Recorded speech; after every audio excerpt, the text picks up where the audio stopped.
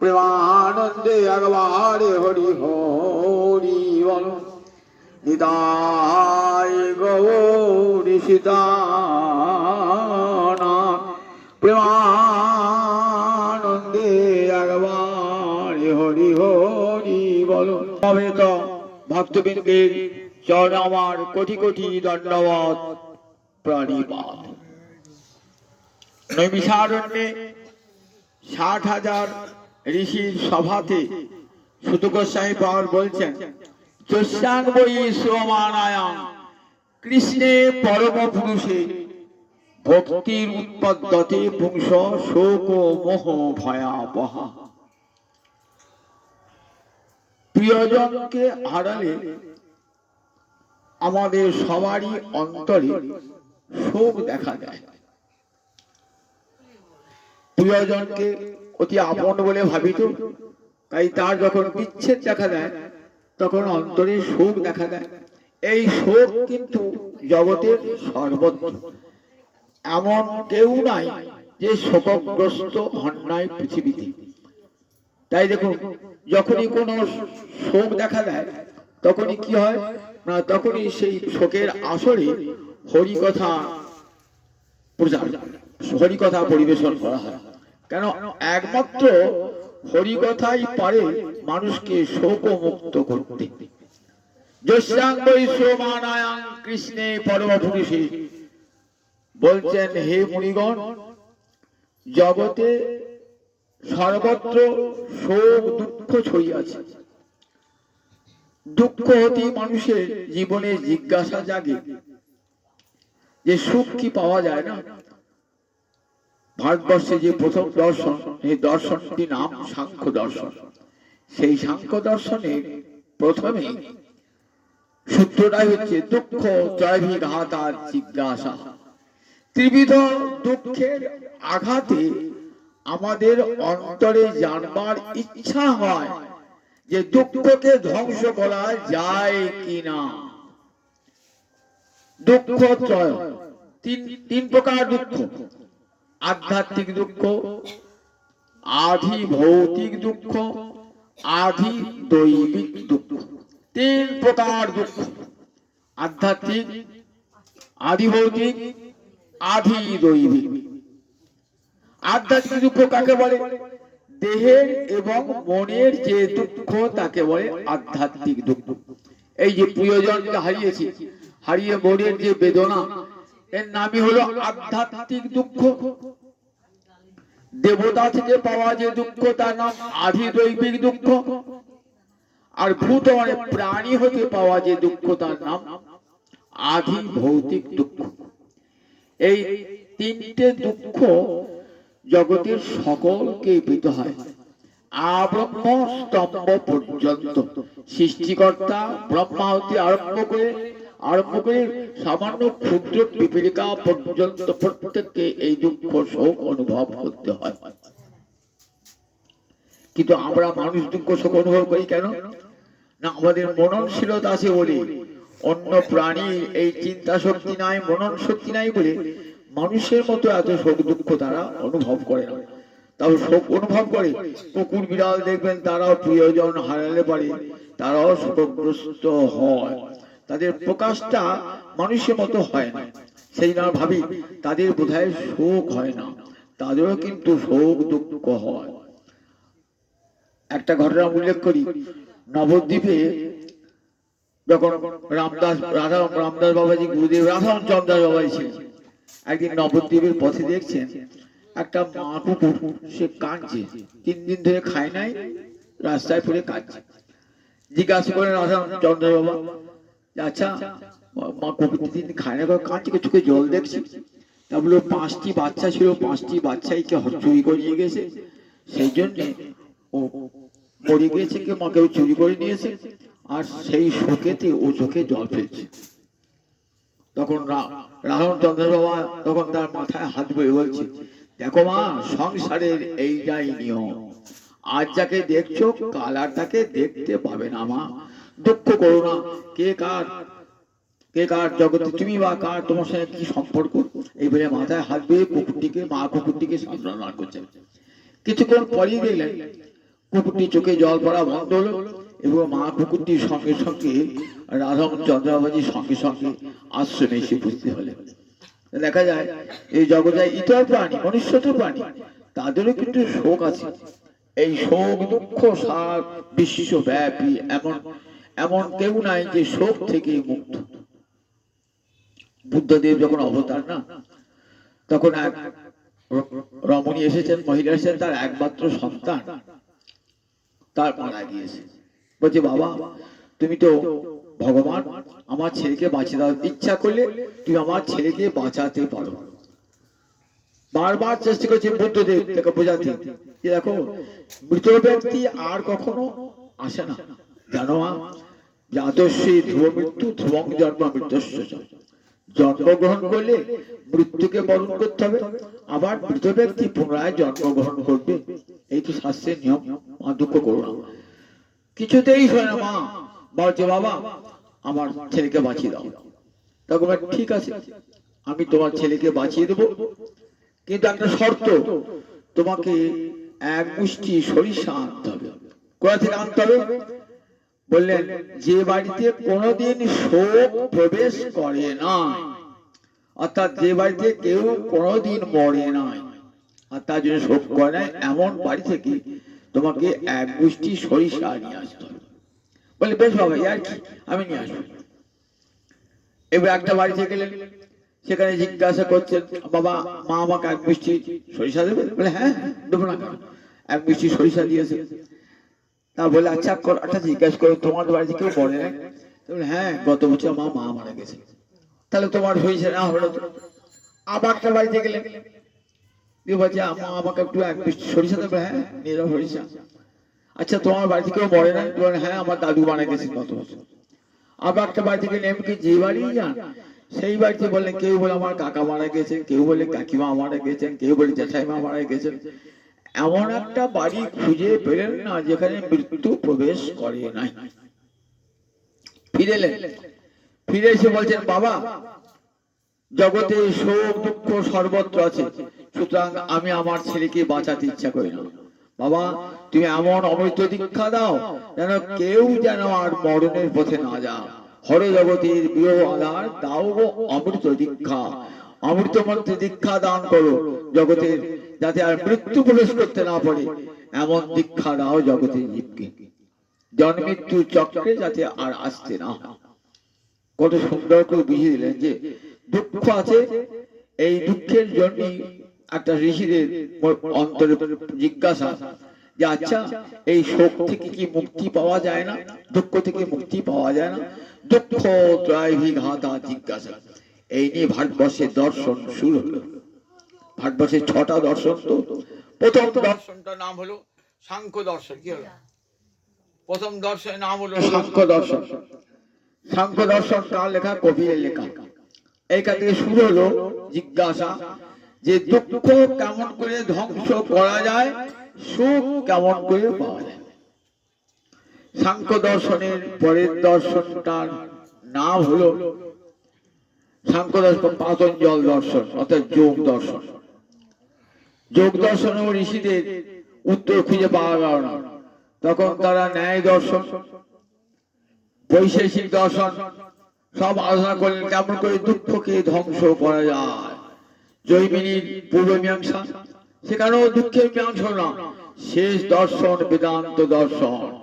এই বেদান্ত দর্শনে এসে ঋষিরা সিদ্ধান্ত পৌঁছালেন, হ্যাঁ দুঃখকে ধ্বংস করা যায়। কেমন করে দুঃখকে ধ্বংস করা যায়? বললেন দেখো, যদ্বৈ ভূমা তদ্বৈ সুখম নাল্পে সুখম অস্তি। বলে জগতের সমস্ত বস্তু অল্প, তাতে সুখ নাই। যদ্বৈ ভূমা, যতক্ষণ পর্যন্ত ভগবানকে না পাচ্ছ ততক্ষণ পর্যন্ত সুখ নাই, ততক্ষণ পর্যন্ত জীবকে দুঃখ ভোগ করতে হবে।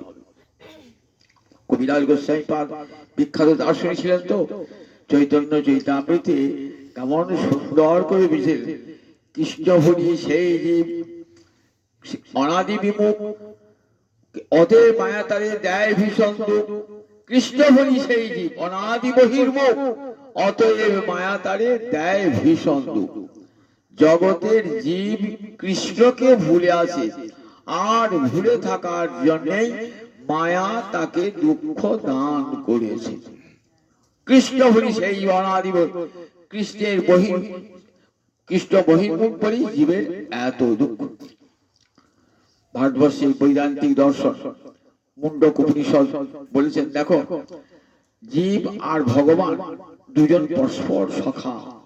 দাস সুপর্ণা সজুজা সখায়া সমানং বৃক্ষং পরিশস্য জাতি তয়োরণ্য পিপ্পলং সাধুতি অনস্নান অন্নভিজাকশীতি সমানে বৃক্ষে পুরুষ নিমগ্ন অনিশয়া শোচতি মুচ্যমান দুষ্টং যদা পশ্যতি অন্নবিষং অস্য মহিমানম ইতি ভীতো শোক।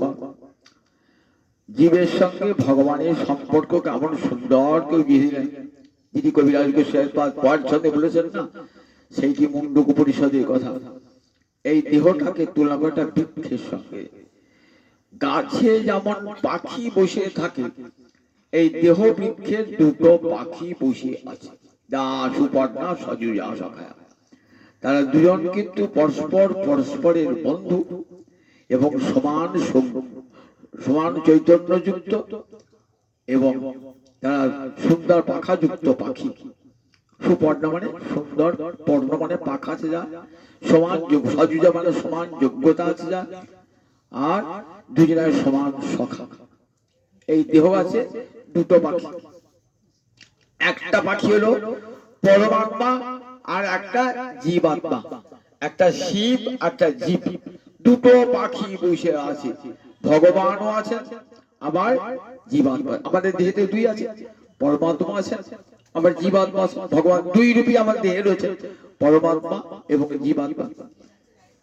কিরকম কেমন আছে পরমাত্মা জীবাত্মা? জীবাত্মার মুখটা আছে সামনে দিয়ে, আর পিছনে আছে ভগবান। ভগবান পিছনে আর সামনে এই ভগময় জগৎ। জীবাত্মা কাকে দেখছে? ভগবানকে দেখতে পাচ্ছে না। ভগবান পিছনে আছে বলে ভগবানকে দেখতে পাচ্ছে না। আমার পিছনে যে লোককে দেখতে পাবো, সামনে লোকগুলোকে দেখতে পাবো। জীব কেমন? জীবের অবস্থানটা কেমন না, জীবের সব ইন্দ্রিয়গুলো এই ভোগময় জগতের দিকে। বাড়ি গাড়ি ধন সম্পত্তি বৈভব, এইদিকে জীবের সব ইন্দ্রিয়। পরাঞ্চি খানি ক্ষমান ইন্দ্রিয়, পরাঞ্চি মানে পরাঙ্গ। ভগবানের দিকে মুখ নাই, মুখটা রয়েছে সব এই ভোগময় জগতের দিকে, আর পিছনে আছেন ভগবান। তাই কৃষ্ণ বলি সেই জীব অনাদি বহির্মুখ, অতএব মায়া তারে। তার ফলে কি মায়া তাকে আক্রমণ করছে। ভগবানের দিকে মুখ নাই বলি মায়া তাকে আক্রমণ করেছে। আমরা যে সূর্যের দিকে মুখ থাকে, তাহলে দেখবেন ছায়াটা আপনার পায়ের তলায়। আর যদি সূর্যকে পিছনে রেখে আপনি সামনে হাঁটেন না, ছায়া আপনার সঙ্গে সঙ্গে বড় হয়ে যাবে, বড় হয়ে যাবে। আর যে মুখটা ঘুরিয়ে দেবেন সূর্যের দিকে, দেখবেন ছায়াটা ছোট হয়ে পায়ের তলায় পড়ে গেছে। ঠিক তেমনি গোবিন্দের দিকে মুখ করে যান, দেখবেন মায়া আপনার পায়ের তলা। আর যদি গোবিন্দ বিমুখ হয়ে যান, দেখবেন মায়া আপনাকে আক্রমণ করতে করতে যাচ্ছে। তাই কৃষ্ণ বলি সেই যে অনাদি বহির্মুখ। এখানেও উপনিষদে ঋষি বললেন, দাস সুপর্ণা সজুজা সখায়া সমানং বৃক্ষং পরিশস্য জাতি। একটা গাছেই রয়েছে দেহ জীব পাখি আর শিব পাখি, একটা গাছেই রয়েছে। কিন্তু এমন অবস্থানটি, ভগবান আছেন পিছনে আর সম্মুখে আছেন মায়ার জগৎ। এই জগৎকে দেখি কি করে তয়োরণ্য পিপ্পলং সাধুতি বললেন। একটা পাখি কি খাচ্ছে? তা কর্মফল ভোগ করছে। কর্মফল ভোগ করবার জন্য জগতে আসা। যতদিন কর্মফল ধ্বংস না হচ্ছে, ততদিন জীবের মুক্তি হয় না। একটার পর একটা জন্ম পরিগ্রহ করতে হবে। এই জীব পাখিটা না কর্মফল ভোগ করছে। তাই জন্য পিপ্পলং সাধু কর্মফল ভোগ করছে। কি কর্মফল ভোগ করছে? কর্ম করতে গেলে হয় পাপ নয় পুণ্য, পাপের ফল দুঃখ, পুণ্যের ফল সুখ। কখনো দুঃখ অনুভব করছেন, কখনো সুখ অনুভব করছেন। কখনো পুণ্যের ফলে দান ধ্যান করেছেন, তার ফলে সুখ এসেছে। আবার কখনো কার প্রতি অন্যায় অবিচার করেছেন, তার ফলে দুঃখ ভোগ হচ্ছে। এমনি করে কখনো পাপ, কখনো সুখ, কখনো দুঃখ অনুভব করছে জীব একটার পর একটা। এই কর্মফল ভোগান্তে আবার কি হবে? কর্মফল ভোগের জন্য জীবের দেহ তৈরি হয়। জীব যেমন যেমন কর্ম করবে তেমনি তেমনি দেহ হবে। একটা সুন্দর গল্প শোনালেন ভাগবতী চতুর্থ স্কন্ধে। দেবর্ষি নারদ রাজা প্রাচীন মণিকে বলছেন, শোনো রাজা, আমি তোমাকে একটা গল্প শোনাই। নারদ শোনাচ্ছে একটা গল্প। বলছেন, পুরঞ্জন বলে একটা রাজা ছিল। আশিত পুরঞ্জন নাম রাজা। তার একটা বন্ধু ছিল, সখাও ছিল, অবিজ্ঞাত নামা। তার নাম কেউ জানতো না। তার একটা সখা ছিল। এই পুরঞ্জন একদিন সারা দেশ, সারা বিশ্ব ঘুরতে ঘুরতে ঘুরতে কোথায় বাস করা যায়, ঘুরতে ঘুরতে দেখছে একটা ভারতবর্ষে একটা সুন্দর অট্টালিকা। হিমালয়ের দক্ষিণ পার্শ্বে ভারতভূমিতে একটা সুন্দর অট্টালিকা। আর সেই সুন্দরটাকে সামনে সুন্দর একটা বাগান। আর সেই বাগানে একটা সুন্দরী রমণী সে পুষ্প চয়ন করছে। ঘুরতে ঘুরতে সেইখানে পুরঞ্জন গিয়ে হাজির। গিয়ে দেখছে সেই বাড়িটার 9টা দ্বার আছে, 9টা দরজা। আর একটা সাপ, 5 মাথাওয়ালা একটা সাপ সেই বাড়িটাকে রক্ষা করছে। আর সেই সুন্দরী রমণীকে সেবা করছে 10 জন বৃদ্ধ সেবা করছে। এত সুন্দরী রমণী, তার রূপ দেখে পুরঞ্জন আকৃষ্ট হয়ে গেল। তখন সে রমণী বলছে, পুরুষটিকে বলছে, দেখো তুমি তো পুরুষ রত্ন, দেখো। পুরুষটি বলছে, তুমিও নারী রত্ন। পুরুষটি বলছে, আমি তোমার সঙ্গে মিলন কামনা করি। নারীটিও বলছে, আমি তোমার সঙ্গে মিলন কামনা করি। এইবার ওই সেই গৃহমধ্যে প্রবেশ করে নারীটির সঙ্গে ভোগে সুখে কাটালো। নারীটি যা বলে পুরঞ্জন তাই করে। হাসতে বললে হাসে, কাঁদতে বললে কাঁদে, উঠতে বললে ওঠে, বসতে বললে বসে। নারীটি যেমন করায় তেমনিটি করে। এমনি করে তার 100 বছর কেটে গেল। 100 বছর কেটে গেল। 100 বছর কেটে গেল।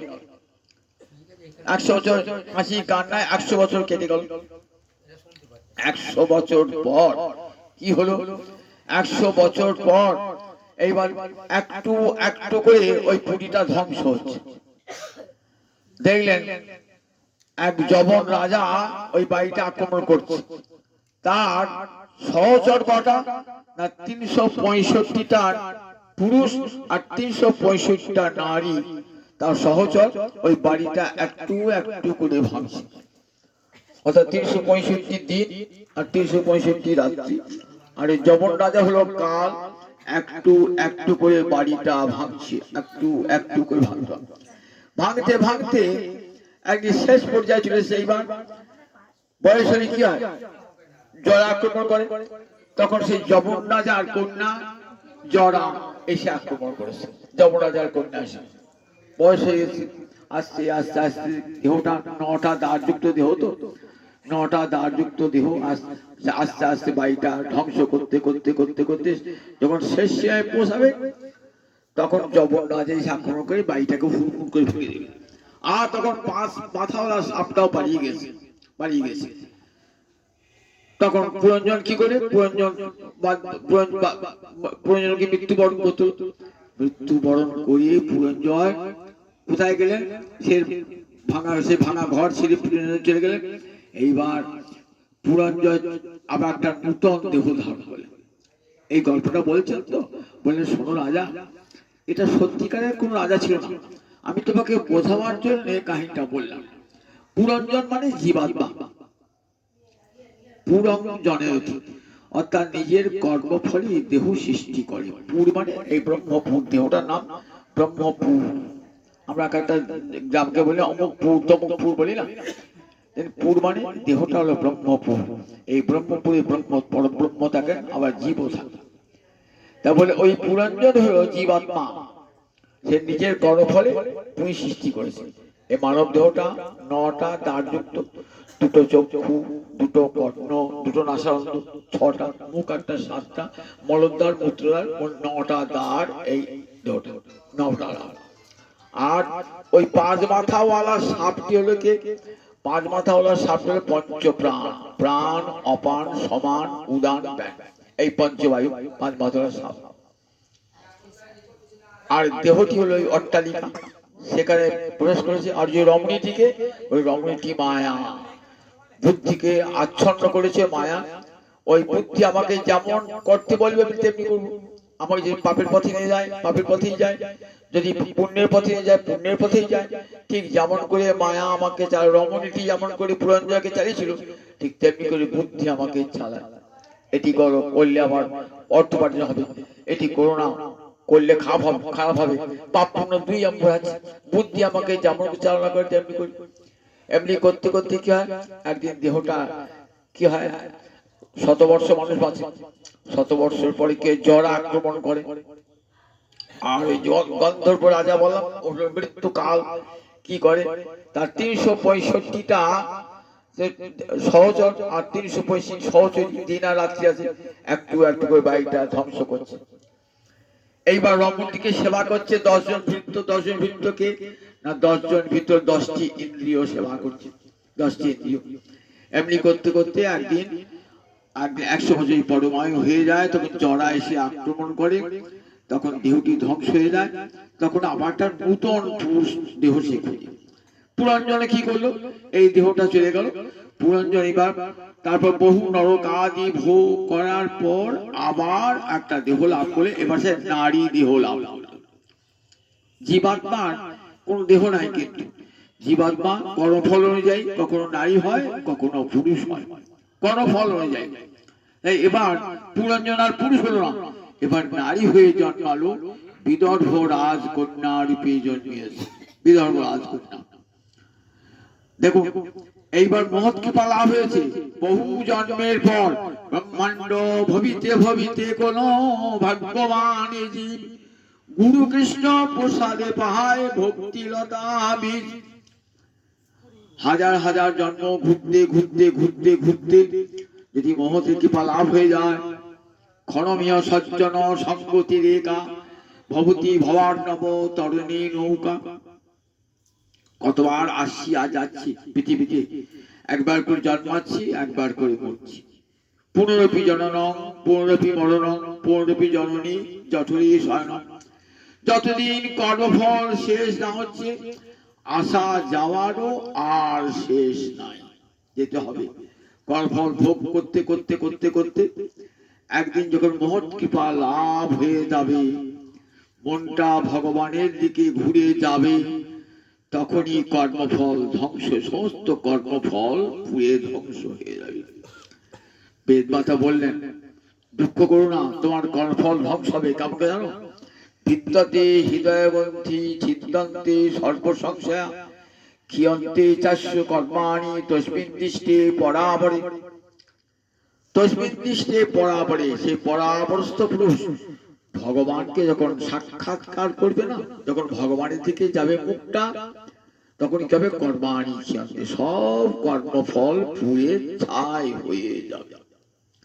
হৃদয়ের গ্রন্থি ভিন্ন হয়ে যাবে, সব সংশয় ছিন্ন হয়ে যাবে, জীব তুমি অমৃত লোকে যাত্রা করবে। এইবার দেখুন, বিদর্ভ রাজকন্যা হওয়ার পর পুরঞ্জন কিন্তু নারী হয়ে জন্মিয়েছে। তো নারী হয়ে জন্মে কিন্তু এবার তার স্বীকৃতি লাভ হয়েছে, মহৎ কৃপা লাভ হয়েছে, গুরু কৃপা লাভ হয়েছে। ফলে এবার তার বিবাহ হয়েছে। কথা, এক ভক্ত রাজার সঙ্গে বিয়ে হয়েছে। ভক্ত রাজা, সে রাজা মলয়ধ্বজ, হরিভক্তি পরায়ণ রাজা।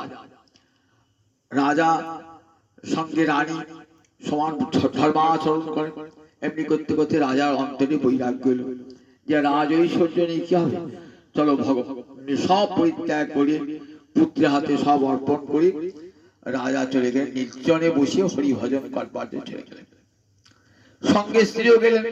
সেই পুরঞ্জনী এবার কিন্তু নারী হয়েছে, নারী হয়ে এবার ভালো সঙ্গ পেয়েছেন, মহৎ সঙ্গ লাভ হয়েছে, মহৎ কৃপায় সুন্দর স্বামী রত্ন লাভ হয়েছে।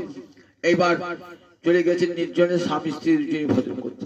এমনি করতে করতে রাজা একদিন প্রাণ বললেন, প্রাণ গোবিন্দ চিন্তা করতে করতে প্রাণ বিসর্জন দিলেন। তখনকার দিনে সতী রমণীরা ভাবছেন, আমি আর বৈধব্য যন্ত্রণা কেন ভোগ করবো, আমিও স্বামীর সঙ্গে এক চিতায় প্রাণ পরিত্যাগ করবো। এমনি করে চিতা সাজাচ্ছেন। চিতা যখন সাজাচ্ছেন না, তখন সেই বন্ধুটি এসে হাজির। যে সখা একসঙ্গে দেহ বিক্রি ছিল, যে সখা, সেই সখার সাথে ভগবান এসে হাজির। এসে বলছে যে দেখো পুরঞ্জন, তুমি কে? তুমি নারীও নও, তুমি পুরুষও নও, তুমি আমার চিরকালের অংশ, আমি তোমার সখা। আমাকে তুমি ভুলেছিলে, তাই এত তোমার কর্মফল ভোগ। কখনো নারী, কখনো পুরুষ, কখনো নারী, কখনো পুরুষ, এমনি হতে হতে কখনো বিড়াল, কখনো কুকুর, কখনো দেবতা, কখনো কৃমি কীট, হতে হতে হতে কর্ম বিপাকে গতাগতি পুনঃ পুনঃ মতি রহু দুয়াপর সঙ্গে। কর্ম বিপাকে গতাগতি, কর্মফলের বিপাকে গতাগতি, একবার যাওয়া আর একবার আসা, পুনঃ পুনঃ কর্মফল। যদি কর্মফল ধ্বংস না, এমনি করে কর্মফল তোমাকে ভোগ করতে হয়েছে। দেখেছো, তুই আমাকে ভুলেছিলে বলি, কৃষ্ণ ভুলি সেই জীব অনাদি বহির্মুখ, অতএব মায়া তারে দেয় ভীষণ দুঃখ। কভু স্বর্গে উঠায়, কভু নরকে ডুবায়, দণ্ডজনে রাজা যেন নদীতে চুবায়। কখনো পুণ্য ফলে স্বর্গে উঠলাম, এই জগতেই স্বর্গ সুখ ভোগ করলাম, বাড়ি গাড়ি ধন দৌলত করলাম। আবার অপরাধের জন্য পরজন্মে গেলাম, চন্ডাল গুলি জন্মালাম, দরিদ্র গুলি জন্মালাম, ভিখিরি গুলি জন্মালাম, সেখানে বহু দুঃখ কষ্ট ভোগ করতে হলো। ভাগবত উদাহরণ দিলেন, দেখো ওই খুদ পরিত যথাধীন সারমেয় গৃহং গৃহং। ক্ষুধায় কাতর একটা কুকুর এক বাড়িতে গেল, সে বাড়ির মালিক খুব দয়ালু, তো সে বাড়ির মালিক দয়ালু বলে, দাও দুটো একটু দাও, দুটি ভাত দিল। আবার একটা বাড়িতে গেল, ঝাঁটা নিয়ে তেলে এলো কুকুরটাকে। আমাদের ঠিক এই অবস্থা। আমাদের কেমন অবস্থা? কোন জন্মে খুব সুখ পেলাম, আবার কোন জন্মে দুঃখ দুর্দশার অন্ত রইল না।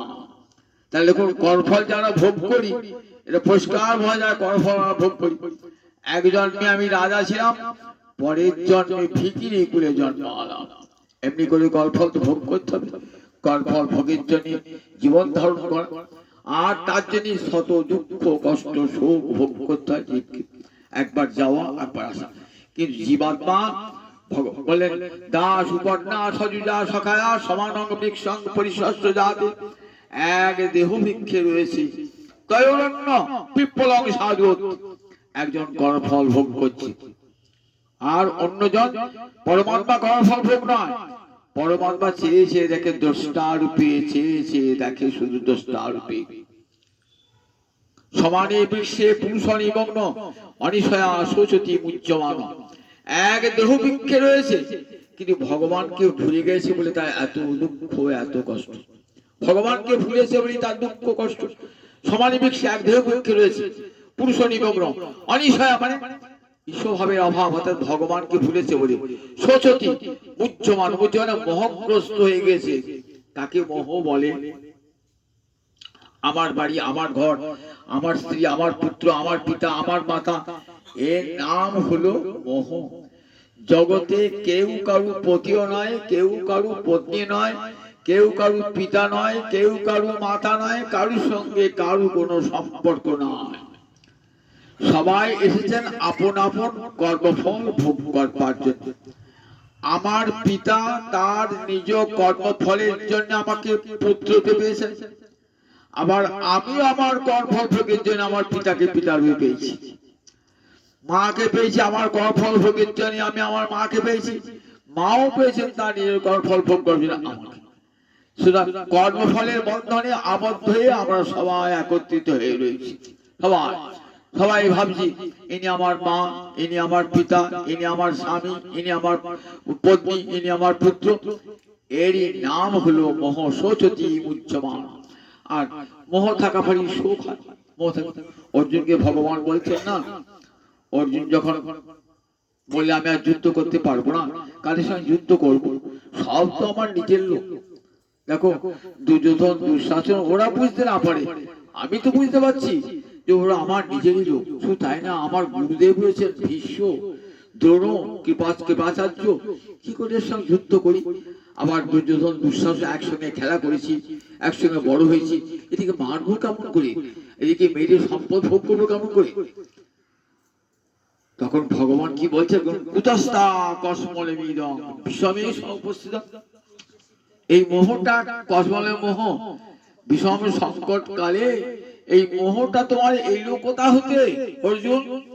আর চরম যখন সংকট কাল এসে উপস্থিত, রাষ্ট্রের দাবি কি দাবি না, দেখো দুর্যোধন দুঃশাসন যতদিন থাকবে প্রজারা সুখে থাকবে না, তাদের বিনাশ সাধন করতে হবে।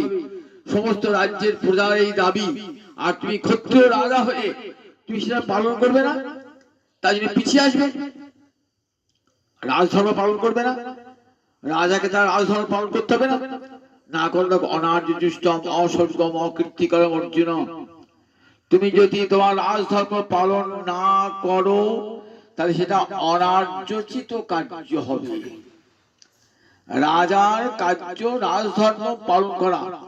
আমি একজন গৃহস্থ মানুষ, আমার কর্তব্য গার্হস্থ ধর্ম পালন করা। আপনি ব্রাহ্মণ কুলে জন্মেছেন, ব্রাহ্মণের ব্রাহ্মণত্ব রক্ষা করা আপনার ধর্ম। তাহলে প্রত্যেকের একটা ধর্ম আছে, তো ধর্মটা রক্ষা করতে হবে। অর্জুন দেখো, তোমাকে রাজধর্ম রক্ষা করতে হবে। দুর্যোধন দুঃশাসন এরা যদি রাজা হয় তাহলে রাজ্যের অমঙ্গল অকল্যাণ দেখা দেবে।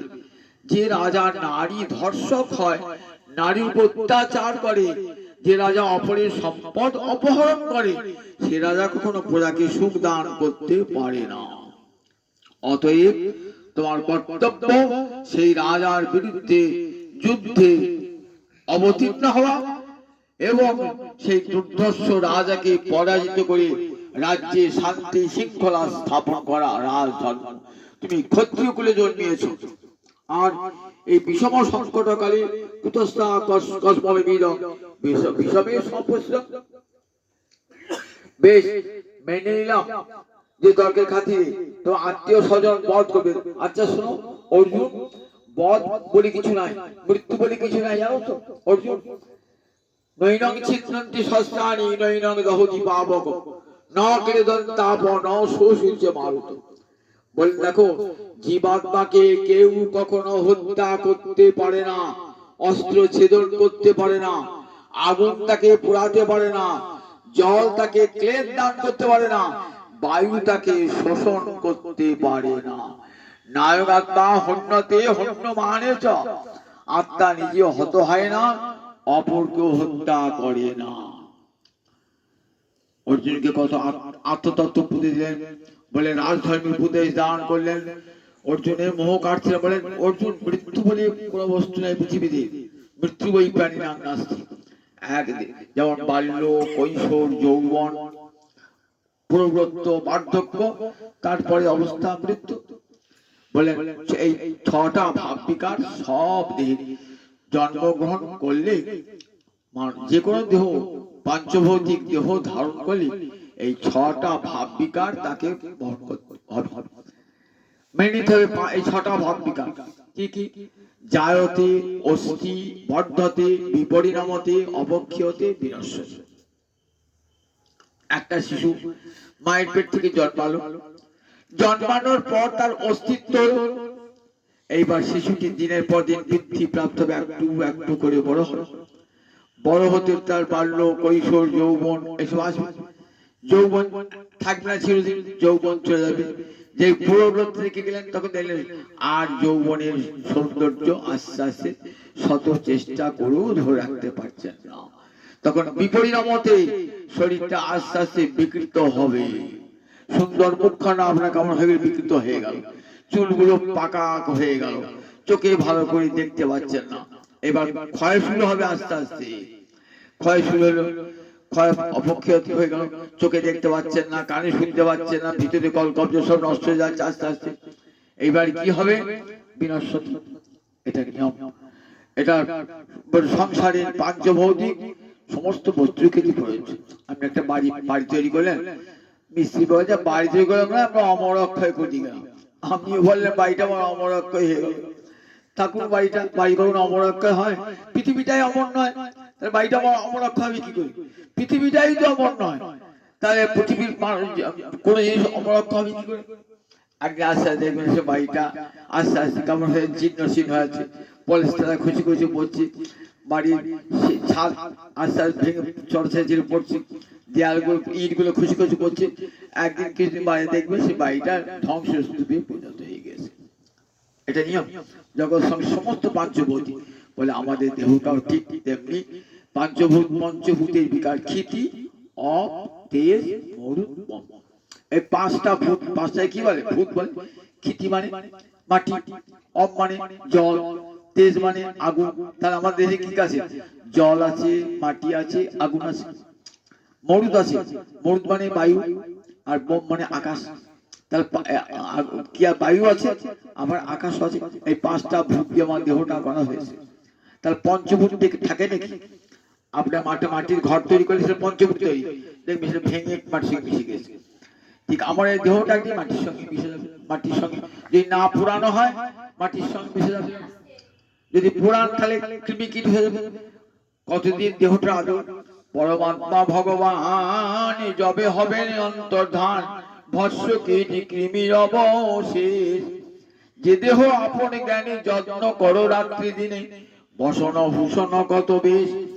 পরমাত্মা ভগবান যবে হবে অন্তর্ধান, ভস্য কীট কৃমি অবশেষ। যতদিন ভগবান শ্রীহরি আমার হৃদয়ে আছেন, ততদিন আমার চৈতন্য, আমার সখাত, তার চৈতন্য আমার জীব চৈতন্যে প্রতিফলিত হয়েছে। যেমন চন্দ্রের নিজস্ব কোনো আলো নাই, সূর্যের আলোকেই চন্দ্র আলোকিত হয়, তেমনি জীবাত্মার চৈতন্য কোথেকে পাওয়া? গোবিন্দের কাছ থেকেই পাওয়া। পরম চৈতন্য গোবিন্দের কাছ থেকেই জীব চৈতন্য। যতদিন পরমাত্মা থাকবেন, ততদিন দেহের যা কিছু মূল্য, যেটার জন্য দেহের মূল্য, যার জন্য সেই ভগবানকে ভুলে বসে। ভগবান যে চলে যাবেন, তুমি যত সুন্দর হও না কেন, তোমাকে আর বাড়িতে কেউ রাখবে না। একটা যুবক মরে গেছে, কি যুবতী মরে গেছে সুন্দরী, তাকে বাড়িতে কেউ রাখবে? সুন্দর করে রাখতে নাও, দুদিন বাদে পচে গন্ধ বার হবে দেহ থেকে, ওকে শ্মশানে দিয়ে এসে। তাহলে যতদিন গোবিন্দ যতদিন ছিলেন, ততদিন আপনার সৌন্দর্য, ততদিন দেহের দাম সব ছিল। গোবিন্দ যেই চলে গেল দেহ থেকে, আর দেহটার কোনো মূল্য নাই। সবাই বাড়ি থেকে বার করে শ্মশানে পাঠিয়ে দেবে, না মাটিতে পুঁতে দেবে, না জলে ফেলে দেবে। তাহলে এই দেহটা যতদিন ভগবান আছেন, ততদিন দেহটার মূল্য। আর যেই ভগবান চলে গেলেন, আর দেহটার মূল্য নাই।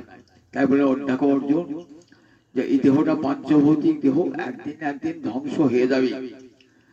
তার জন্য কখনো শোক করে না। অসজ্জান অন্ন সজ্জাস্ত, এটা গীতার কি বলা হয়? বীজ বলা হয়েছে, গীতার বীজ। অসজ্জান বলে এই জন্য শোক করো না। পিতা পড়েছে, মাথা পড়েছে, তার জন্য শোক করো না। শোক করো বরং তার যাতে ঊর্ধ্বগতি লাভ হয়, তার জন্য মঙ্গল কামনা করো। যে আমার পিতা, আমার মাতা, তিনি যেন গোবিন্দ চরণে স্থান প্রাপ্ত হন। যে চরণে স্থান পাবার জন্য কত সাধন করতে হয়, পূর্ণ করতে হয়, যেন আমার পিতৃপুরুষ, আমার মাতৃপুরুষ, তারা যেন সবাই কি কর, তারা যেন ঊর্ধ্বলোকে গিয়ে চিরশান্তি, তার বিদেহী আত্মা যেন সুখ লাভ করে। তার জন্যই মাঙ্গলিক কর্মানুষ্ঠান করতে হয়। মৃত্যুকালে চোখের জল না ফেলে কি করতে হয়? কাছে বসে হরিনাম শোনাতে হয়, যাতে ঊর্ধ্বগতি লাভ হয়। গীতা বলছেন, যদি মৃত্যুকালে কোনো কালও আমার কথা কারো মনে আসে, তবে পরজন্মে কি হবে? সে আমার কাছে, পরজন্মে সে আমার ভক্ত হয়েই জন্ম হবে। বললেন, মানুষ চেনা যায় মরণে, আর ঠাকুর চেনা যায় চরণে। কথা আছে না? আমি ভগবান কঠিন করে কি আনবো? আমি ভগবান বলি, ভগবান দেখবো। আচ্ছা, পায়ে ধ্বজ বজ্র চিহ্ন আছে, আছে? তুই যে বলছে ভগবান, ওই ভগবানের চিহ্ন গুলো তোমার আছে? আজ অলঙ্কিত বাহু আছে তোমার, আর তো নয়ন আছে তোমার, তুই অবতার বলছো। সবাই বলে দেখো, সবাই অবতার হয়ে গেছে, সব গুরুরা অবতার। তো তুমি যে অবতার, বটুরা অবতারের লক্ষণ কই? শাস্ত্রে বলা হচ্ছে অবতারের লক্ষণ কেমন হবে? গোবিন্দের চরণে গৌরহরি চরণে ধ্বজ বজ্র অঙ্কুর সব চিহ্ন পালিত, আজান লম্বিত বাহু হবে, তারপর আকর্ণ বিস্তৃত নয়ন হবে। কই কই আছে বলে ভগবান, ভগবান বলি তো ভগবান হবে না? তো মানুষ চায়, ঠাকুর চায় যায় চরণ, ঠাকুর যেমন মানুষ, এই মানুষটি কেমন ছিল মৃত্যুকালে জানা যাবে। মৃত্যুকালে হরি হরি বলতে বলতে যখন প্রাণ পরিত্যাগ করবেন তখন সারা জীবন হরি আরাধনা করেছেন, তাই মৃত্যুকালেও মৃত্যুকে হাসি মুখে মৃত্যুকে বরণ করতে গেল।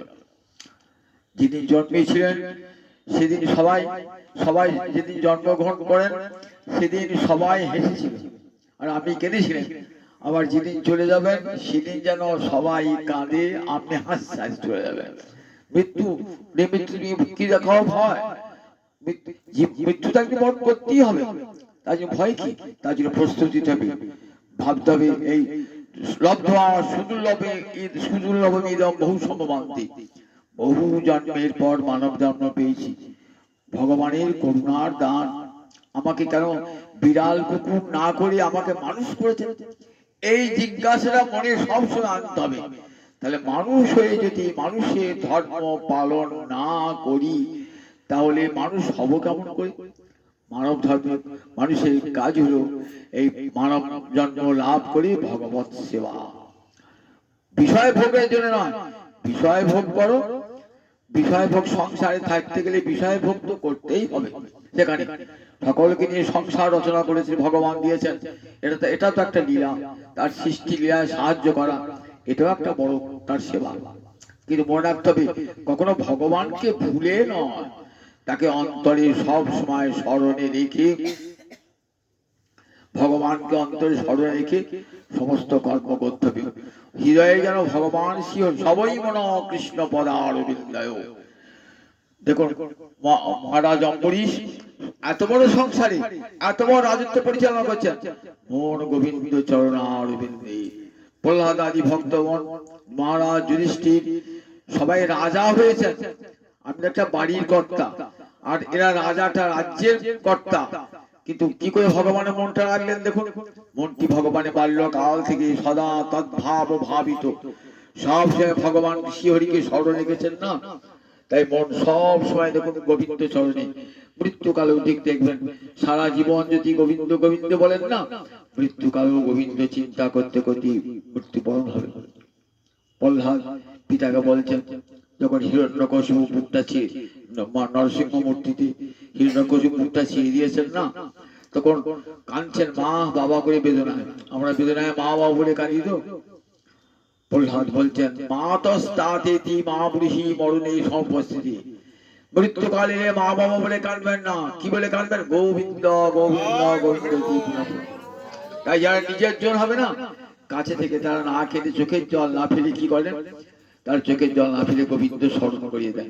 স্মৃতিপথে যদি ক্ষণকাল, ভাগবতে বলা আছে, উদ্ধব বলছেন নন্দ মহারাজ, ক্ষণকাল যদি স্মৃতিপথে গোবিন্দ চিন্তা এসে যায় তাহলে কি হয় না, পরকালে তার পরম গতি লাভ হয়ে যায়।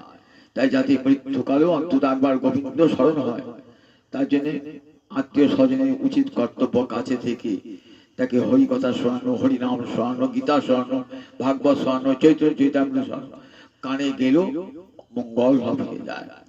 ভক্ত কুলে জন্মালে প্রাণ পরিত্যাগ হলে আবার ভক্ত কুলে জন্মাবেন, যতদিন পর্যন্ত সিদ্ধি লাভ না হচ্ছে। আমি ভাবলাম ভজন করতে করতে মরে গেলাম, তাতে আমার ভজন সিদ্ধ হলো না, আবার পরজন্মের গীতায় বলা আছে আবার কি হবে, সুচিনাং সীমতাং গৃহে যোগভ্রষ্ট অভিজায়তে। যতটুকু গুরুর কাছে দীক্ষা লাভ করে ভজন যে শুরু করলাম, মৃত্যু এসে হোক না মৃত্যু, আবার ঠিক পরজন্মে গোবিন্দ আমাকে এমন ঘরে জন্ম দেবেন সেখানে আবার বাদ বাকি যতটুকু হয়েছে তারপর থেকে আবার নয়ে পৌঁছিয়েছিলেন, আবার 10 থেকে আরম্ভ হলো, আবার মৃত্যু হয়ে গেল, 19 পর্যন্ত পৌঁছালেন, আবার 20 থেকে আরম্ভ হলো, এমনি করতে ঠিক 100 পৌঁছে যাবেন, সিদ্ধি লাভ হয়ে যাবে ভজন করতে করতে। তারপরে কেন ভজন করতে করতে প্রাণ পরিত্যাগ হয়। সংসারের সমস্ত কর্ম করুন, মনটি গোবিন্দ চরণে, সংসারের সব কাজে ধ্যানে জ্ঞানে সব সময় ভগবানকে স্মরণ রাখুন। সংসার ভোগ কোনো ক্ষতি নাই, সংসার যেন তোমাতে না থাকে। নৌকা জলের উপর থাকলে ক্ষতি নাই, নৌকার ভিতরে জল ঢুকলেই সর্বনাশ, নৌকা ডুবে যাবে। তাহলে সংসারে থাকলে সংসার থাকতেই হবে। পাকাল মাছের মতো নামতে যাবে, পাকাল মাছের পাক যেন তোমার গায়ে না লাগে। জানতে হবে সংসারে কেউ আমার আপন নয়, আমার আপন একমাত্র গোবিন্দ, তার চরণ স্মরণ করে। সংসার সব গোবিন্দের দান। আমার স্ত্রী আমার গোবিন্দ সেবার সাধিকা, আমার পুত্র আমার গোবিন্দ সেবার সহায়ক। এই জ্ঞানে সকলকে নিয়ে সংসার ভোগ করুন, মন গোবিন্দ চরণ রাখুন। জীবন তো একদিন যাবেই যাবে, তার জন্য শোকের কিছু নাই। অশোচান অন্য শোচস্ত। যার জন্য শোক করা উচিত, গোবিন্দ ভুলে আছি এই জন্য আমাদের শোক করা উচিত। কৃষ্ণ ভুলে আছি, এমন সুন্দর মানব জন্ম পেলাম, একবারও গোবিন্দ বলে হা গৌর হা নিতাই হা গোবিন্দ বলে লাগলাম না। একবার আমার গৌর হরি নিতাই চাঁদ করুণার ঠাকুর দাঁড়িয়ে দাঁড়িয়ে দিয়ে গেলেন হরিনাম। কিন্তু হেন অবতারে যাহারে রতি না জন্মিল, লোচন বলে সেই পাপি এলো আর গেল। এমন সুদুর্লভ মানব জন্ম পেয়ে শুধু ভোগ করে গেলাম, সংসার ভোগ করলাম, গোবিন্দ নাম করলাম না। বলেন জীবনটা তো বৃথা চলে গেল, মানব জীবনটা অসার হয়ে গেল, বৃথা হয়ে গেল। সুন্দর মানব জন্ম, সুদুর্লভ মানব জন্ম, গোবিন্দের করুণার দান আর দেবেন না। মানুষের জীবনে সুযোগ একবারই আসে, সুযোগ যখন পেয়েছি আবার কোথায় জন্মাবে জানি না, আবার পরের জন্ম যেন ঠিক সেই ঘরে হয় যেখানে গিয়ে আবার গোবিন্দ নাম ও সংকীর্তন করতে পারি। এমনি গরিব জীবনকে চালিত করতে হবে। আর যার উদ্দেশ্যে এই ভাগবতী কথা হরি কথা আমরা সবাই প্রার্থনা করুন, হে গোবিন্দ তাকে তোমার চরণে স্থান দিও, তার যেন মুক্তগতি লাভ হয়ে যায়। জয় নিতাই জয় নিতাই জয় নিতাই। জয় জয় রাধে কৃষ্ণ গোবিন্দ, জয় জয় রাধে কৃষ্ণ গোবিন্দ, জয় জয় শ্যাম সুন্দর মদন মোহন বৃন্দাবন চন্দ্র, জয় জয় শ্যাম সুন্দর মদন মোহন বৃন্দাবন চন্দ্র, জয় জয় রাধা রমণ রাশি বিহারী শ্রী গোকুলানন্দ, জয় জয় রাধা রমণ রাশি বিহারী শিরোকুলানন্দ, জয় জয় রাসেশ্বরী বিনোদিনী ভানুকুল চন্দ্র, জয় জয় রাজেশ্বরী বিনোদিনী ভানুকুল চন্দ্র, জয় জয় ললিতা বিশাখায়াদি যত সখী বৃন্দ, জয় জয় ললিতা বিশাখায়াদি যত সখী বৃন্দ, জয় জয় কাত্যায়নী পৌর্ণমাসী আর বীরা বৃন্দ, জয় জয় কাত্যায়নী পূর্ণবাসী আর বীরাবৃন্দ, জয় জয় শ্রীরূপ মঞ্জরী রতি মঞ্জরী আনন্দ, জয় জয় শিরূপ মঞ্জরী রতি মঞ্জরী আনন্দ, জয় জয় কৃপা করি দেহ যুগল চরণার বৃন্দ, জয় জয় কৃপা করি দেহ যুগল চরণার বৃন্দ, যেন আকুল প্রাণে গাইতে পারি জয় রাধা গোবিন্দ, যেন আকুল প্রাণে গাইতে পারি জয় রাধে গোবিন্দ, জয় রাধে রাধে গোবিন্দ, জয় রাধে রাধে গোবিন্দ জয় রাধা রানী জয় রানী জয় রাম, বৃন্দাবন বিলাসিনী রাধা রানী জয় বৃন্দাবন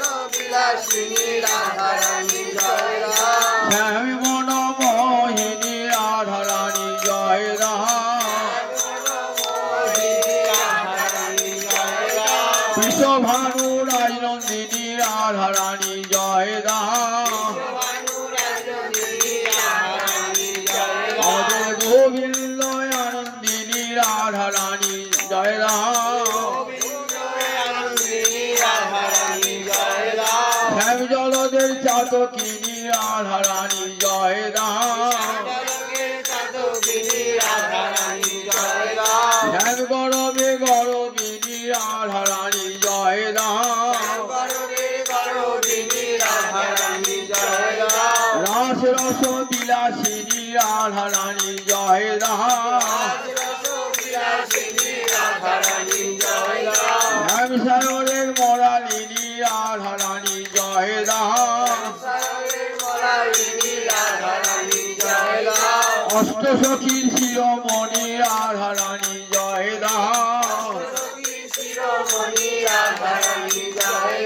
ব্রজ গোপীর মুকুট মণি রাধা রানী জয় রাম শ্যাম জলদের চাতকিনী রাধা রানী জয় রাম শ্যাম সাগরের মরালিনী রাধা রানী জয় রাম প্রেম সাগরের কমলিনী রাধা রানী জয় রাম